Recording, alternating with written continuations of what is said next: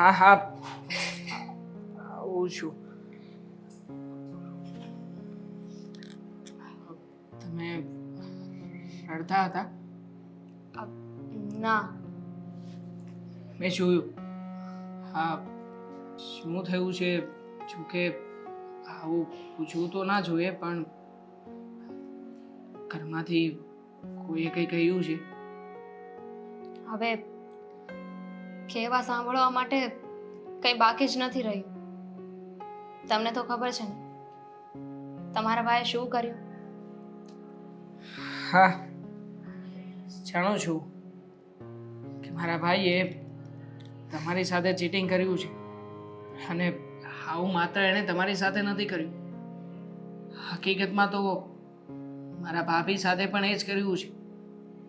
હા જુઓ ને, ઘરમાં એક પત્ની હતી.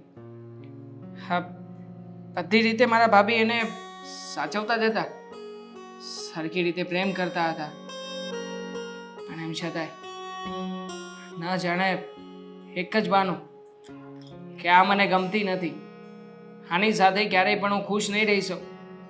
અને એક જ કારણના લીધે એણે તમારી સાથે આ બધું નાટક કર્યું અને તમને ઘરમાં લઈને આવતા રહ્યા. ભૂલ મારી પણ છે ને આમાં. હું કોઈને પ્રેમ કરતી હોય, કોઈની સાથે જીવન જીવવા માંગતી હોય તો મારી પાસે એ વ્યક્તિની બધી ડિટેલ હોવી જોઈએ. પણ પ્રેમમાં આંધળી થઈને આ કાંઈ મેં કર્યું જ નહીં. અને આ તો સંસારનો નિયમ છે ને. ભગવાને જેને જે વસ્તુ આપી હોય ને એની એને કદર ના હોય. જુઓ ને, તમારા ભાઈને પ્રેમ કરનારી તમારી ભાભી હતી, પણ તમારા ભાઈએ એની કદર ના કરી. મારી પાસે મારું ફેમિલી હતું. પ્રેમને માટે થઈને મેં મારા ફેમિલીની કદર ના કરી. એ લોકોની સાથે મેં આવું કર્યું ને આજે ભગવાને મને એ જ વાતની સજા આપી છે. એ લોકોને દુઃખી કર્યા, નાક કપાવ્યું. આમાં તમારો શું વાંક છે? તમે તો એ જ કર્યું ને કે જે એક પ્રેમિકા પોતાના પ્રેમી માટે કરતી હોય છે. પણ વચ્ચે રમત રમ્યા મારા મોટા ભાઈ. બધી જ બાબતો ખોટી જ કહી હશે, એટલે તમને એમની વાતોમાં વિશ્વાસ આવી ગયો. જુઓ, આમાં હું તમને દોષી નથી માનતો. હકીકતમાં વાંક છે ને અમારા મોટા ભાઈનું અને તમારા નસીબનું છે કે એણે તમને યોગ્ય સમયે સાચી વસ્તુઓ ના જણાવી. તમને મારા ઉપર ગુસ્સો નથી આવતો? સહેજે નહીં. તમારા ઉપર ગુસ્સો કરીને શું મળવાનું છે? આખરે મોટાભાઈ તમને ઘરમાં તો લઈને આવતા જ રહ્યા છે ને. હવે તમે ચાહો તો પણ આમાં કંઈ નથી કરી શકવાના.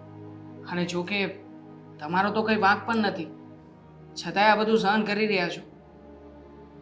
અને બીજા મારા ભાભી, એ પણ ક્યારેય પણ મોટા ભાઈની સામે ઊંચા અવાજે બોલ્યા નથી, અને એનું જ પરિણામ આવ્યું છે. હા જુઓ ને, અત્યારે ઘરમાં કોઈ પણ વ્યક્તિ એકબીજાની સાથે બેસીને વાતચીત પણ નથી કરી શકતા. પણ જુઓ, તમે ટેન્શન નહીં લેતા, હું તમારી સાથે છું. તમારી પહેલાં મારા ભાભીને પણ હું ઘણીવાર સપોર્ટ કરતો, કારણ કે વાંક મારા મોટા ભાઈનો છે, બીજા કોઈનો નથી. હવે એમના હિસાબે તમે લોકો શું કામ સહન કરો? તમે લોકો શું કામ ભોગવો? Thank you. તમે બહુ સારા વ્યક્તિ છો. સામેવાળાની પરિસ્થિતિને સમજો છો, જાણો છો અને એને સપોર્ટ કરો છો. શાયદ મને જ કોઈ ખોટા વ્યક્તિ સાથે પ્રેમ થઈ ગયો. મેં બાની સાથે બધી વાત કરી છે. બા પણ તમને સપોર્ટ કરશે. કોઈ વાતે ક્યારેય ઓછું નહીં આપવા દે.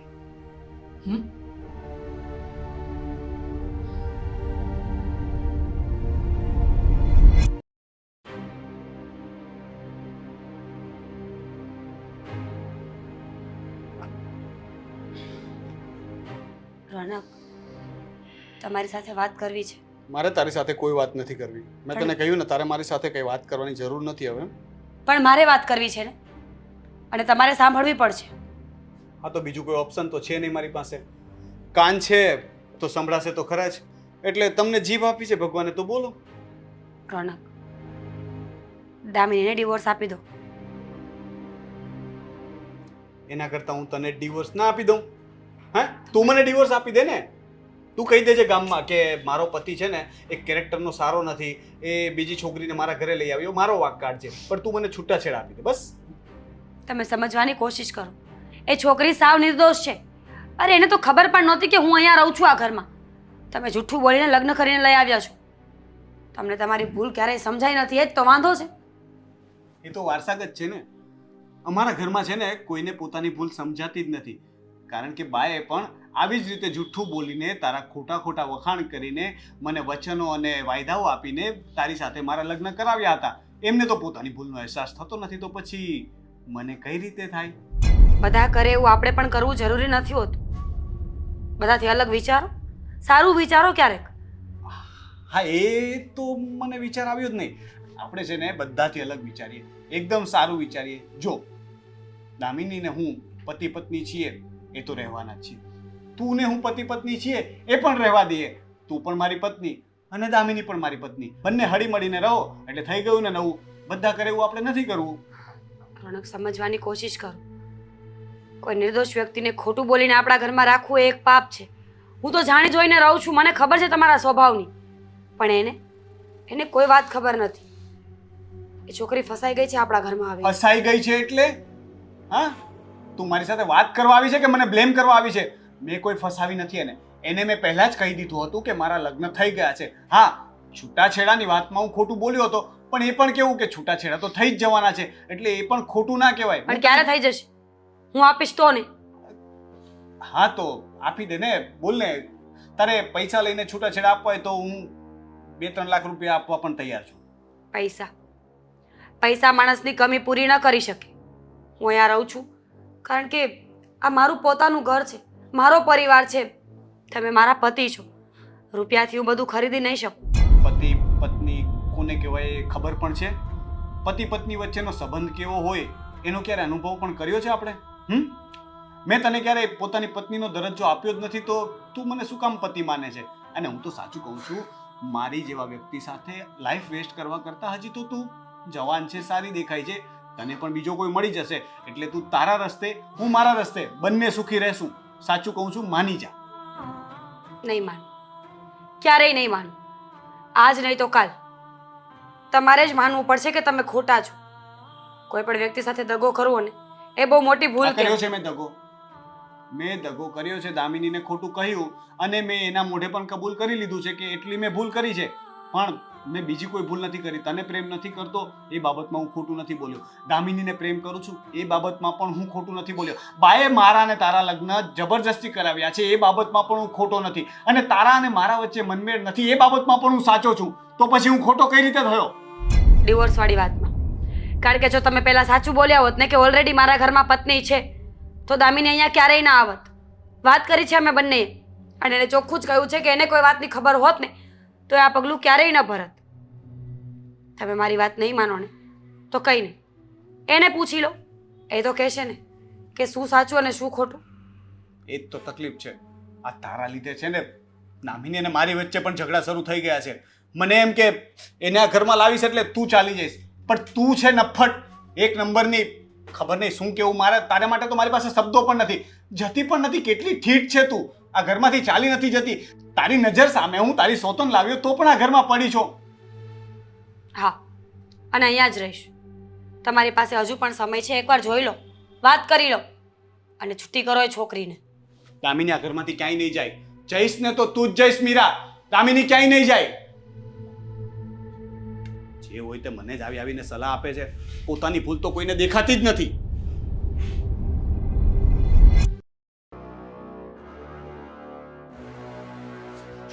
બધાને કઈ રીતે સમજાવવાને એ નથી સમજ પડતી હવે તો. વાહ મોટા ભાઈ વાહ, આ ક્યાં બહાર જઈ રહ્યા છો? તારે કઈ કામ છે મારું? આ સવારથી છે ને બધા મને સલાહ સૂચનો આપીને હેરાન કરી રહ્યા છે. હવે તારે પણ કંઈ કહેવાનું હોય તો કહી દે.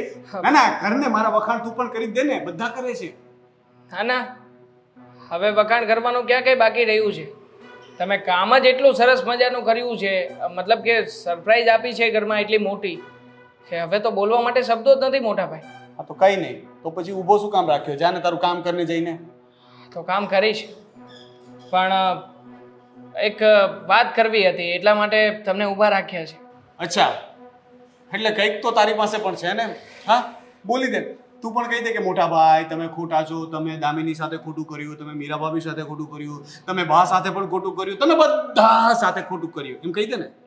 ના ના, જે વ્યક્તિ ખોટો પોતાની જાતને માનવા તૈયાર જ નથી એને કહીને શું ફાયદો છે? પણ એમ છતાંય આ બધાની નજરમાં તો તમે તમારી જાતને સાચા જ માનતા હશો ને?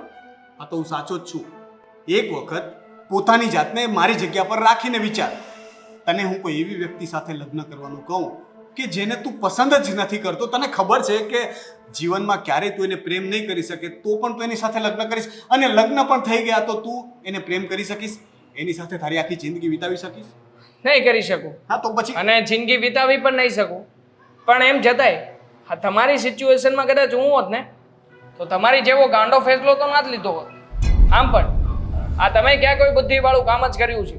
વિચાર કરી જુઓ ને, આ સામે બીજા કોઈ વ્યક્તિની જિંદગી જ ખરાબ કરી છે ને.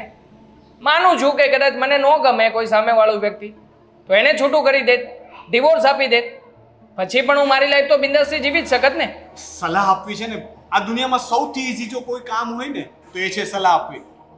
હું એક વખત છે ને હમણાં મેળામાં ગયો ને તો મોતના કૂવામાં પેલા બાઇક ચલાવે ને તો મારી બાજુમાં ઊભો એક વ્યક્તિ એને સલાહ આપતો હતો કે આના કરતાં તો હું સારી બાઇક ચલાવું.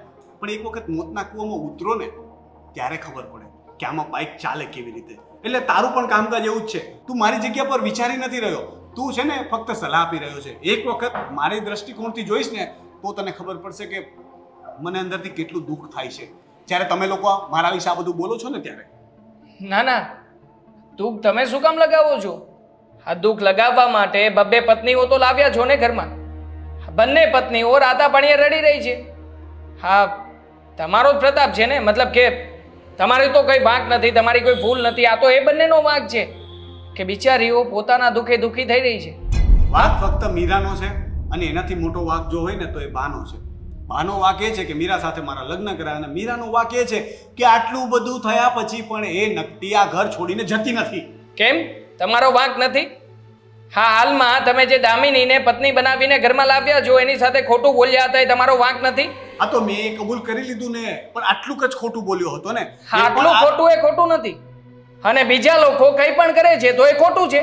અરે જે ખોટું બોલવાથી 4 જણની જિંદગી સુધરતી હોય, હું સુખી, દામિની સુખી, મીરા સુખી અને બા પણ સુખી, અને તારે પણ ખુશ થવું હોય તો થઈ શકે, તો આટલા બધા લોકોની ખુશી માટે આટલું ખોટું બોલવું પડે તો એ તો સારી વાત કહેવાય ને. સારી બાબત કહેવાય. હા ચાલો, હવે તમે બધાને ખુશ જ કરવા માંગો છો તો એક ખુશીના સમાચાર તમને પણ આપવા માંગુ છું. તું પણ લવ મેરેજ કરવાનો છે? ના ના, સરપ્રાઈઝ, હે? તમારી જેવી જ એક સરપ્રાઈઝ આપવા માંગુ છું. જો કે મારી સરપ્રાઈઝ અને તમારી સરપ્રાઈઝમાં જમીન આસમાનનો તફાવત હશે. હા, તમે સરપ્રાઈઝ આપવા માટે કોઈની જિંદગી ખરાબ કરી શકો, હા કોઈની જિંદગીને બગાડી શકો, પણ હું એવું નહીં કરું. હા, મારી સરપ્રાઈઝ જરા જુદી છે, આપીશ. આ ગોળ ગોળ વાતો કરવાની બંધ કર, સીધું સીધું જે હોય તે બોલી દે ને. હવે મારા જેવી સરપ્રાઈઝ તો છે ને તું જિંદગીમાં પણ આપી નહીં શકે, બરાબર છે? એટલે એ વસ્તુને તો સાઈડમાં મૂક. આપવા પણ નથી માંગતો. આમ પણ એવી સરપ્રાઈઝનો મતલબ શું કે જે સરપ્રાઈઝ આપ્યા પછી બીજા લોકો ખુશ ના થાય. આ સામેવાળાને દુઃખી કરીને સરપ્રાઈઝ નથી આપી શકાતી. એના માટે એને ખુશ કરવા જોઈએ, અને સામેવાળા ખુશ થવા પણ જોઈએ. તારી પાસે તો બહુ સારી સરપ્રાઈઝ છે ને. હા, હું ખુશ થઈશ ને, બધા ખુશ થશે ને. બહુ ખુશ થશો. હા તો પછી તમે તો એટલા બધા ખુશ થશો કે એની કોઈ સીમા નથી. હા તો બસ ને, તું આવે સરપ્રાઈઝ લઈ આવ, પછી હું જોઈ લઉં, પછી જ વિચાર હું આમ કરીશ, ઓ વાવ દેવાંગ વોટ અ સરપ્રાઈઝ. પણ અત્યારે મારું મગજ ખાવાનું બંધ કર અને જા તારી સરપ્રાઈઝ લઈ આવ, જા. કદાચ એવું ના થાય કે આ તમે જે હમણાં રિએક્શન આપ્યું ને એનાથી પણ કદાચ ઓવર રિએક્શન તમારે આપવું પડે, કારણ કે સરપ્રાઈઝ જ એવી છે, સાંભળ્યા પછી મને નથી લાગતું કે તમે સરખી રીતે ઊભા પણ રહી શકશો. મળીએ. હા, સરપ્રાઈઝ બહુ એક્સાઇટમેન્ટ વાળી છે, એટલે તમારું એક્સાઇટમેન્ટ તમારી અંદર દબાવીને રાખજો. આપણે સાંજે વાત કરીએ આના વિશે. હા, જા. સરપ્રાઈઝમાં